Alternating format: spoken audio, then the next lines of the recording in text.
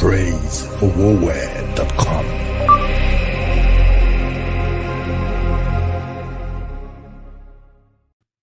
Hello, family and friends. How are you today? My name is Praise Forward. You know, when you hear that name, it's got to be one thing: Family Life Innovation.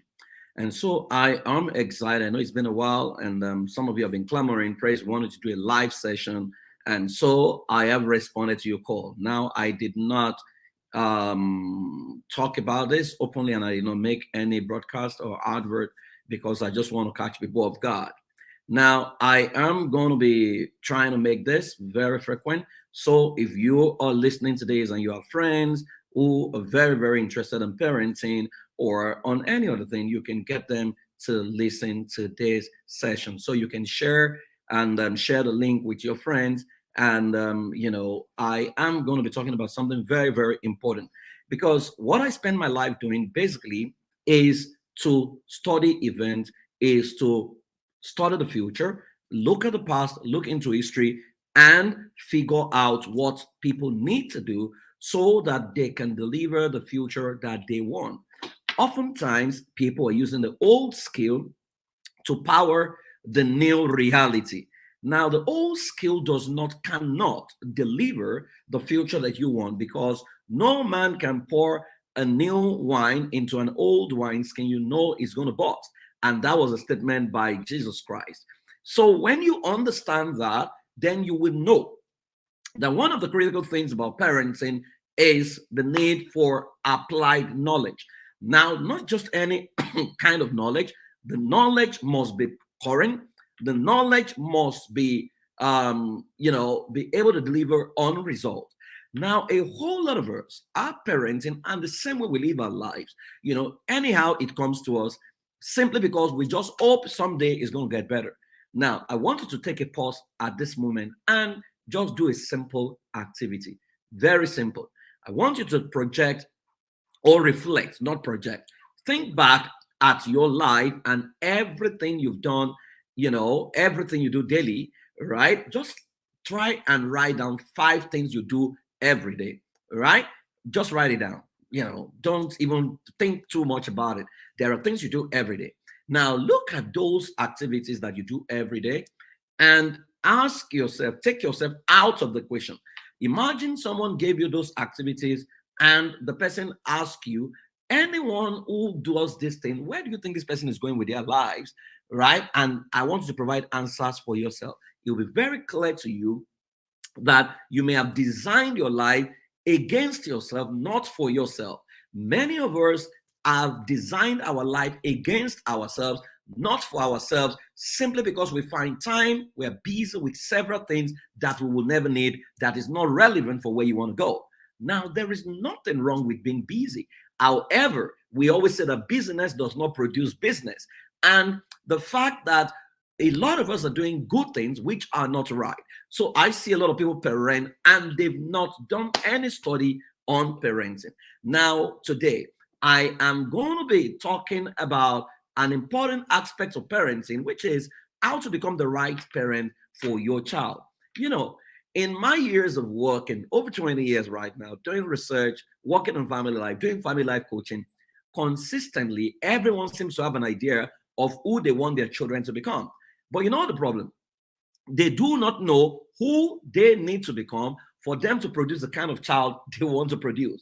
So you see them scream, yell, shout, go and get busy, go get serious, do this, do that. But they do not shout on themselves for them to become who they need to become, for them to produce the result they want to produce. So today, I am going to be looking at how you can effectively become the right parent for your child. I love the statement by George Benasher, and he's one of my greatest and favorite philosophers. The guy says, the only man I know who behaves sensibly is my tailor.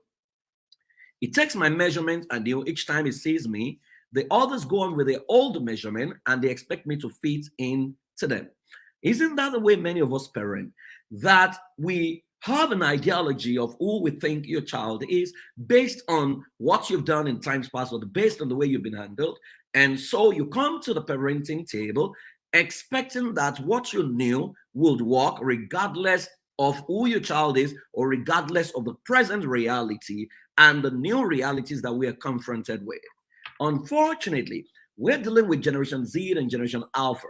And this generation are totally different because they came to ask questions. They are going to confront you, they're going to challenge you, they're not going to accept what you're saying because you are their parent. They want to be part of the conversation, and they're not going to give to stuff that can be verified through the senses or can be verified through research. So if you came to the table with a mentality of our parents and say, you're my child, so I do whatever I like, it's not going to work. I think that many of us as parents, we do not respect our children, right? Because we treat ourselves with empathy, we treat others with judgment. We just assume that because this child is my child, it came out of me, I'm paying the school fees, I'm doing everything, so the child should naturally respect. Now, respect is reciprocal. So many of us are respecters of persons. We do not have respect. Now, you need to know that it's not just enough for you to say you want to parent. You need to understand the role and who you need to become to get the best out of your child. Very, very important. I want to appreciate those of you joining from Saudi Arabia, joining from every part of the world. Thank you very much for joining. Now, there are a couple of fundamentals that you all need to master and you all need to understand.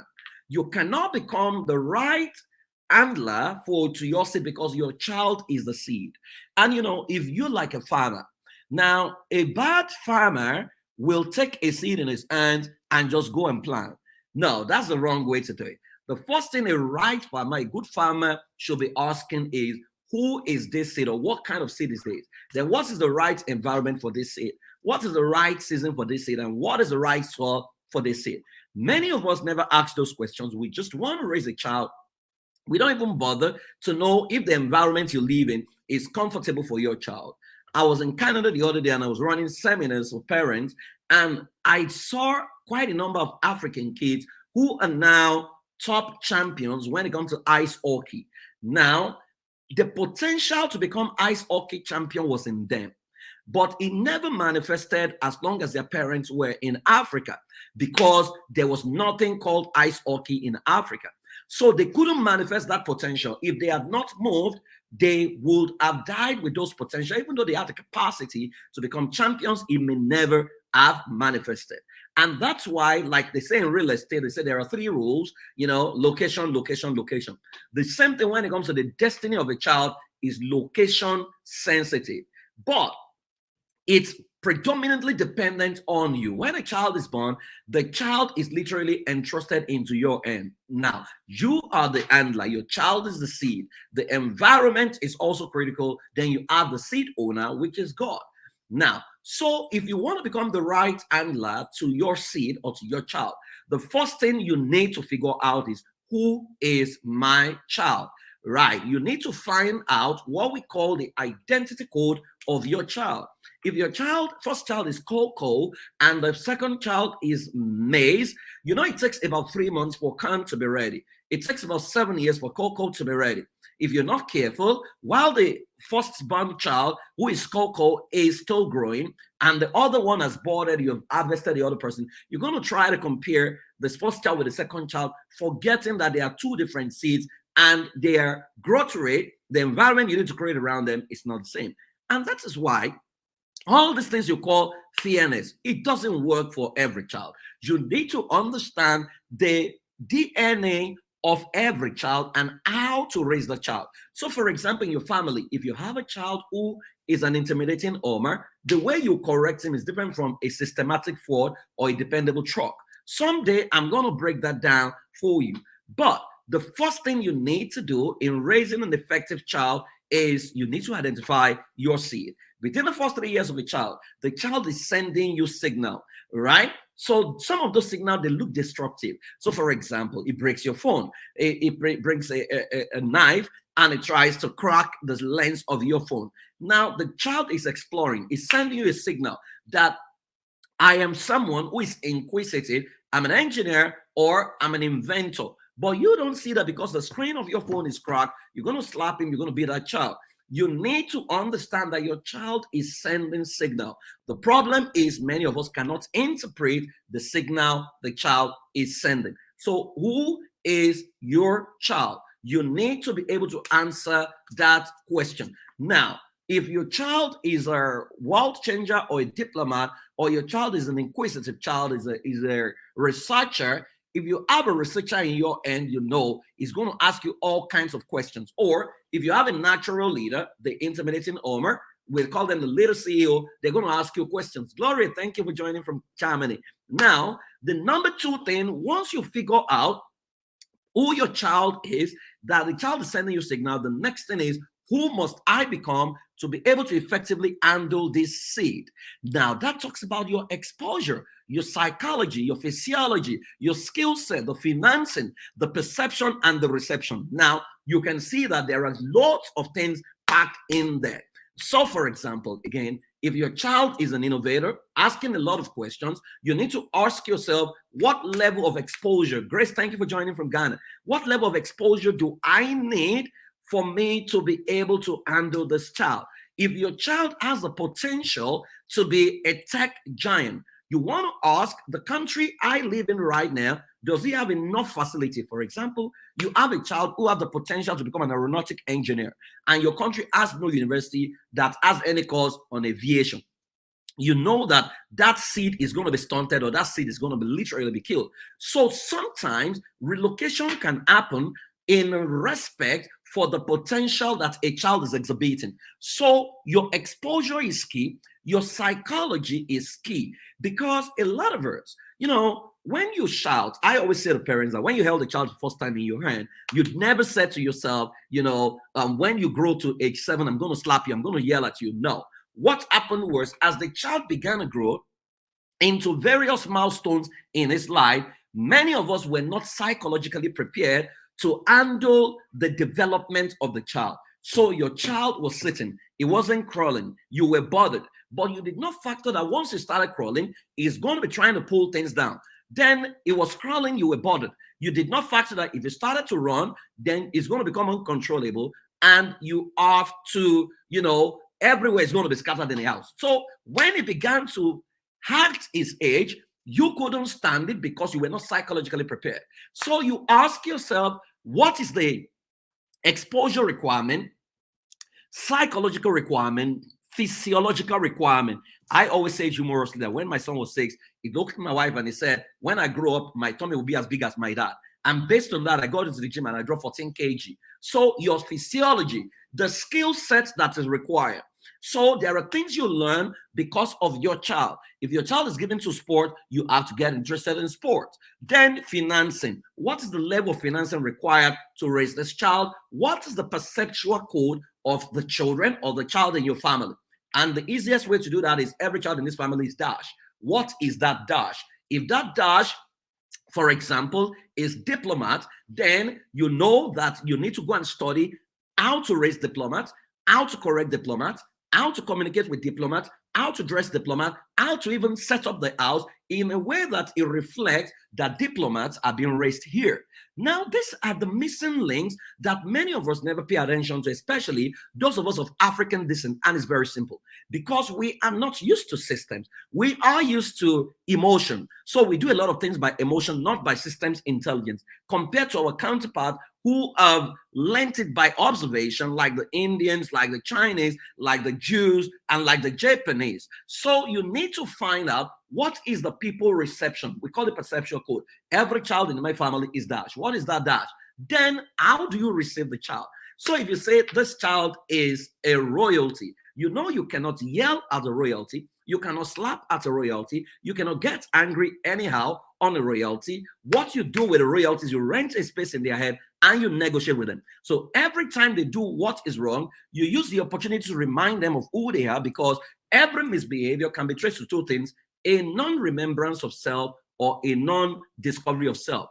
If your child doesn't know who he is, it's likely going to misbehave. If he forgets who he is, he's also going to misbehave. Now, the seed that you carry, which is the child in your hand, there are basic things the child needs. Number one, as a seed handler, you need to understand that you need a proper map of the world through which you process reality.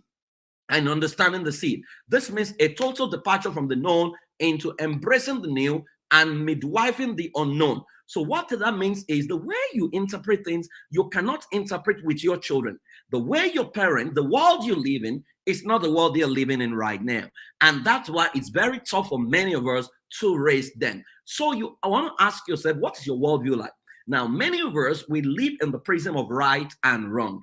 Now, that's not the totality of life. There is, that's basically two dimensions. It means it's either two ways, but there is the third dimension, length, breadth, height. There's a fourth dimension, length, breadth, height, time. And you have the fifth, the sixth, seventh dimension. Now, the higher your dimension of processing reality, the easier and the better for you. Sharon, thanks for joining from Ireland.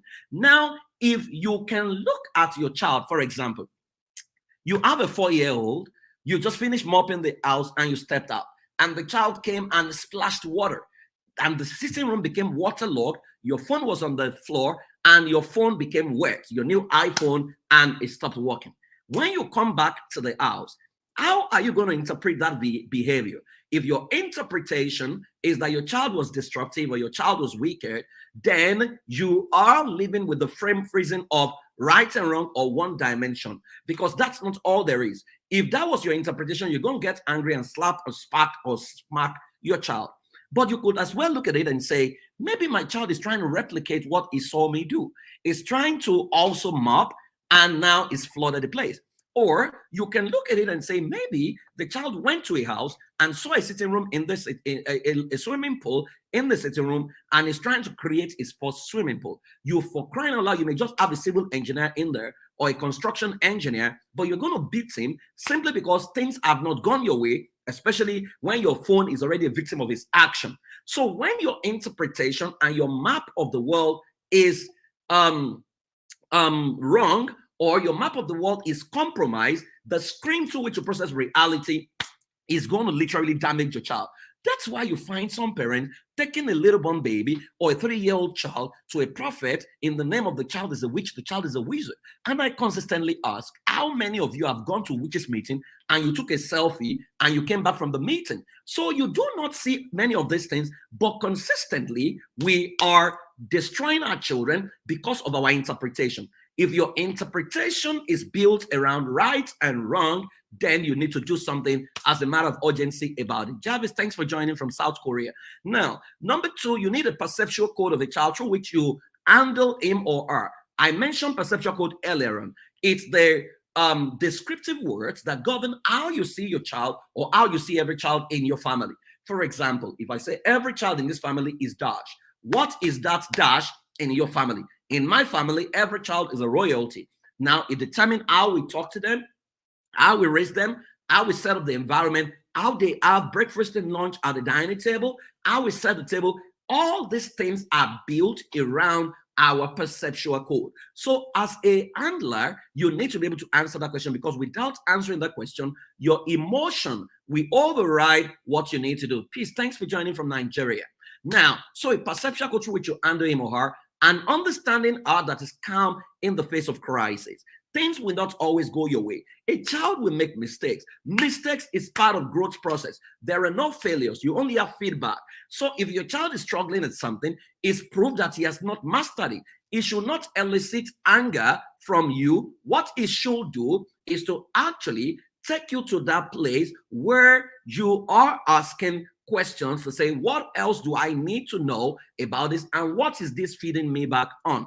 So my son was reported to me on Sunday that he took something, somewhere, and my default response, I was about catching a fly, was not to get angry, was to say, how could they have misunderstood what he was trying to do? And while flying in, I reflected back, and I knew that in his history, there was nothing like that. So I was almost sure that it must have been misconstrued. And by the time I dug deep into the case, I realized that I was correct. You need to be able to have a deep knowledge of your child, that you don't become petrified or you become agitated because of what someone has reported to your child to you. Now, next one, you need a deep knowledge base that prepares a child for environmental threats and how to handle weeds in the life of the child. Every child is the seed.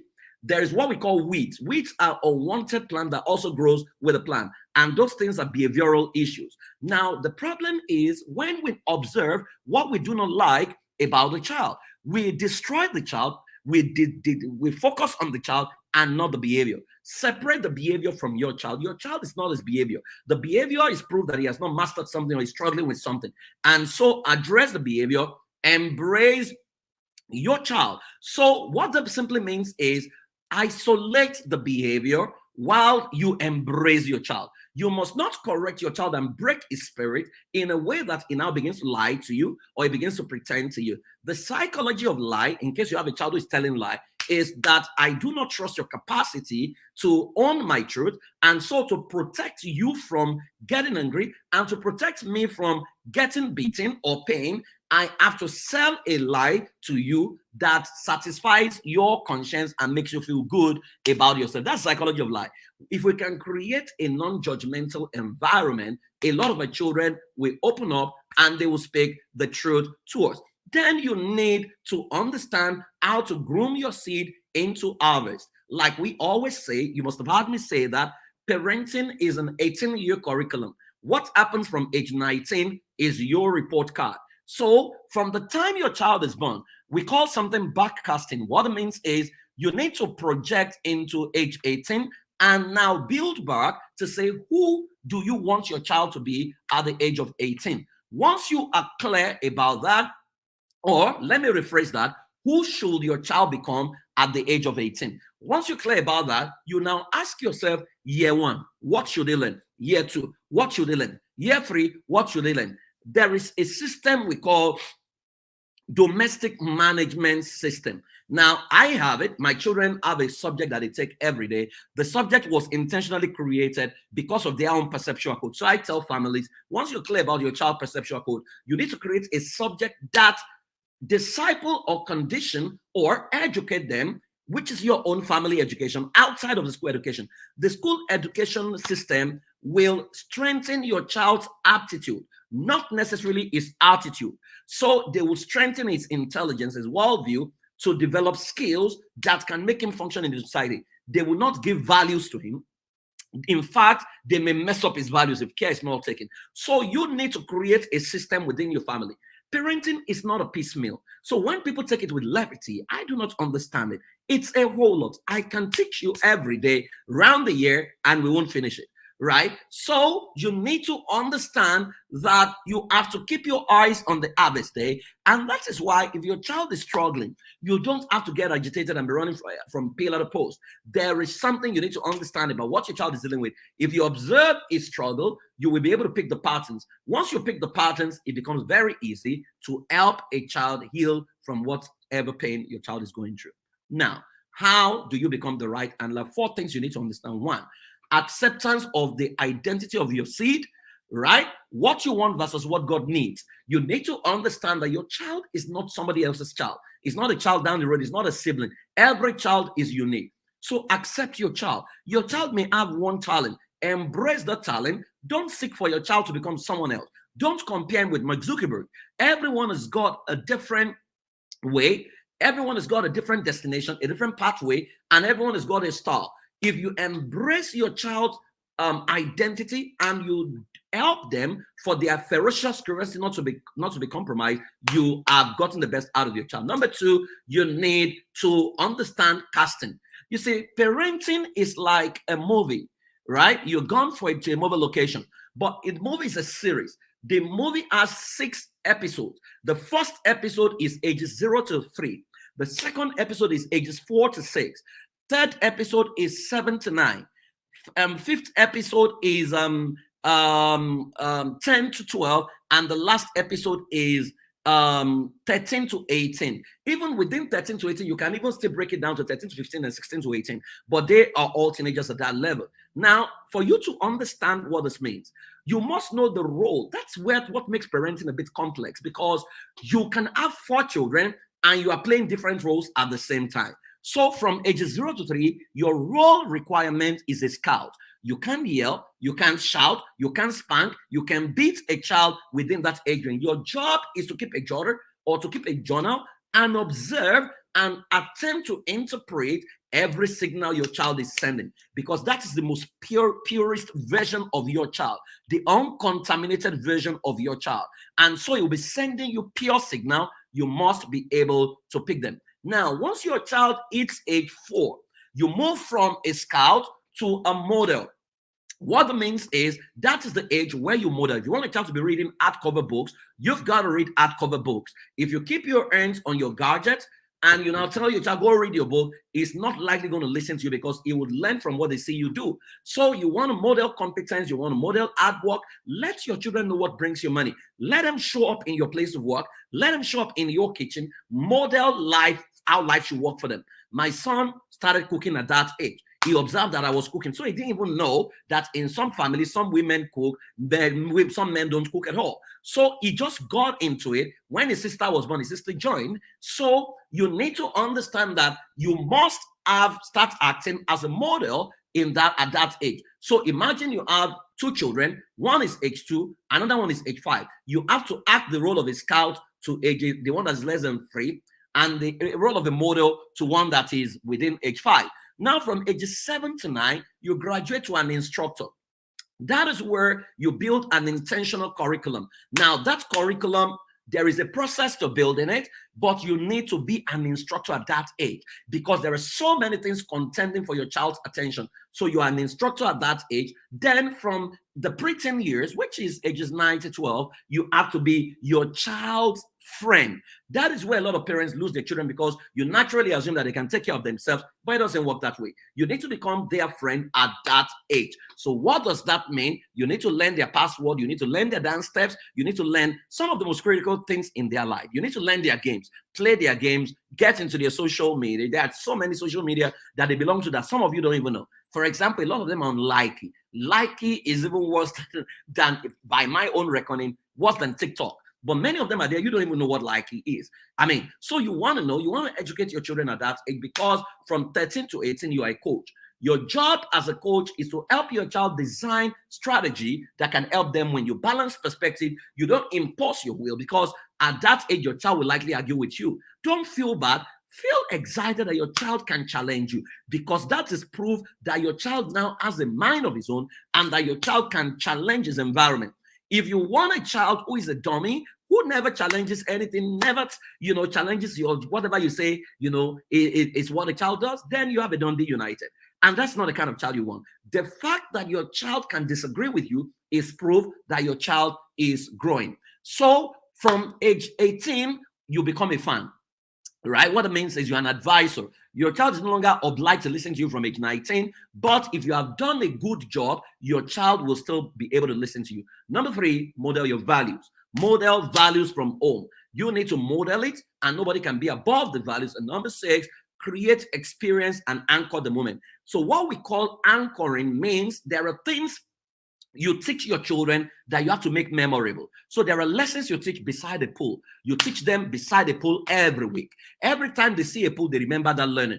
You teach them some by driving. Every time they're driving in a car, they remember. You go to the reception of a 5-star hotel, and teach them in the midst of luxury. There are lessons you teach during meal, some specific meal. Maybe the day you eat rice or the day you eat whatever pasta, you teach certain lessons at that age. When they see that food, they anchor the lesson, and it becomes memory recall to them. So that's what we call anchoring. Then number 5, drop your phone and build relationship.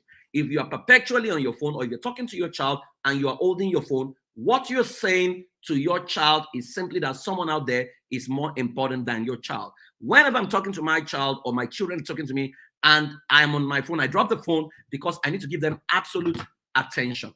Now, having said all of these things, right?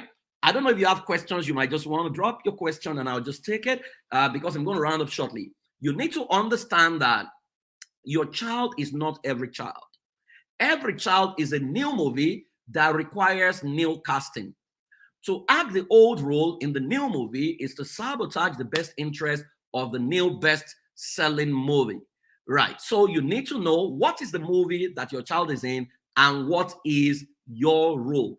This is very, very key and very, very important for the growth and the development of your child. So like I said, If your child is at that age, right, where it's less than 4, then you are a scout. If your child is less than 7, you are a model. If your child is less than 9, you are an instructor. If your child is less than 12, you are less than 13, sorry, you are what are you then? You are a friend. Then if your child is from 13 to 18, you are a coach. Then from age 19, you are a what do you call it now? You are simply a fan and you're simply an advisor. I hope this has been helpful to you. So someone is asking, so what do I do now that my children are grown and I don't know about all of this while they're growing up? For me, it's very simple. What you need to do is first go to your children and ask them for your report card. If they have to rate your report card, what will it be? Let them rate you. Be very open with them. Let them feed you back on what you could have done better. Let them be very, very open. Tell them you want to learn, right? And so when they say that to you, then apologize to them, letting them know that you did the best you could with what you knew.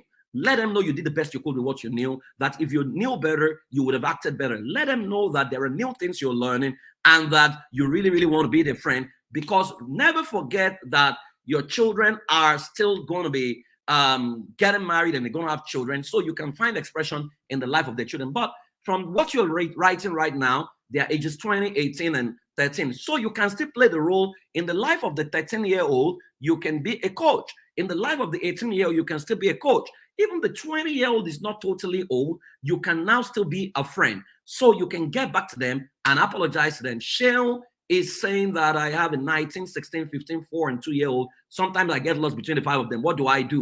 Right? I've told you what you need to do. You are an actor. So get into character. When you are with the 2-year-old, be a scout. Enjoy his play, right? And when you are with the 4-year-old, you are a model. So you need to model, get a 4-year-old to read books with you, get him to sit with you. When you're with a 15-year-old and the 16-year-old, they are in the same age, you are their coach. Take a walk with them, have moments with them once every week where you want to know what is happening in their life. And the best way to start is tell them to teach you their dance step. What are the latest dance step, the latest song that you want to learn? Because you cannot be a child's teacher without first of all becoming their student. So you want to first get into their life. They'll think you are unserious and you don't mean it. Tell them you will come to them once every week to have a chat with them. You want them to teach you something new every week. Now, people are most vulnerable when they think they're in control. And that is why you need to get into their life. So go ahead and make that happen. For the 19-year-old, go and do what I asked for me to do as well, to find out what could you have done better. Let them give you a report card and don't be angry at the report card they have given you. I think I've taken all the questions so far. Thank you very much for joining me. Do you guys want us to do this weekly? Let me see. If you want us to do this weekly, just type yes, and then maybe I'll try and commit to doing this once a week. Right? I just decided to try that and I was shocked at the number of people that joined. Thank you everyone for joining. If you want to do coaching, please send a mail to that mail, or you can send a text. If you're in the diaspora, you can send a text. By the way, if you live in North America, I have a class starting on Sunday, 4 weeks in class. It's called Scripting Your Child for Success in the Diaspora. I have studied what the Indians are doing, what the Jews are doing, what the Japanese are doing, and it's the framework that we're going to be learning in class across the 4 weeks. Every Sunday evening, I think it's about 7 p.m. Central Time or 7 p.m. Eastern Time. So if you go to iampraisefulword.com/script icons, iampraisefulword.com/script icons, then you will be able to sign up, or you can just use the phone number in there, send me an SMS. I'll tell you how to join that class.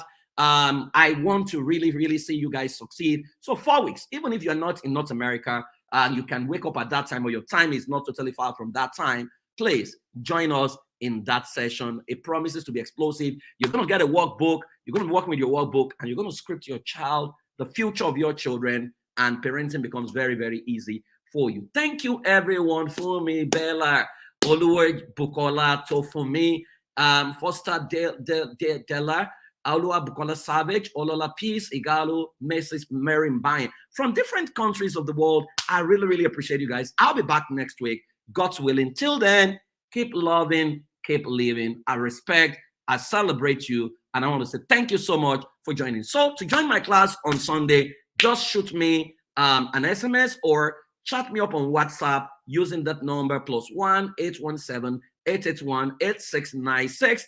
I'll give you direct access where you can join, and I'll help you to join the class. You want to support what we're doing, you can also, send whatever you want to send to us. I really, really appreciate you guys. Thank you, thank you, thank you so much. I'll see you some other time. Bye-bye.